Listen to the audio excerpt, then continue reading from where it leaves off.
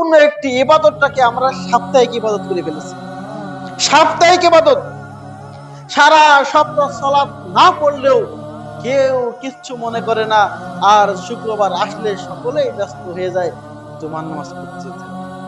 সালাত কি সপ্তাহে একদিন না 12 মাস কাল, প্রতিদিন 5 ওয়াক্ত?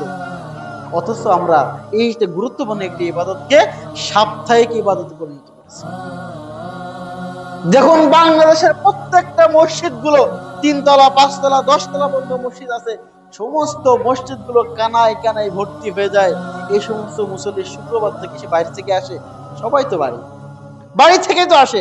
তাহলে শুক্রবারে আসর থেকে শুরু করে শুক্রবার ফজর পর্যন্ত এই সমস্ত মুসল্লিগুলো কোথায় যায়?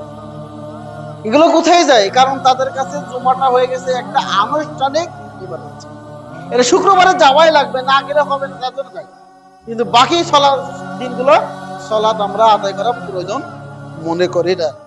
দুর্ভাগ্য ওই সমস্ত মুসল্লিদের জন্য, দুর্ভাগ্য যারা সালাত আদায় করে।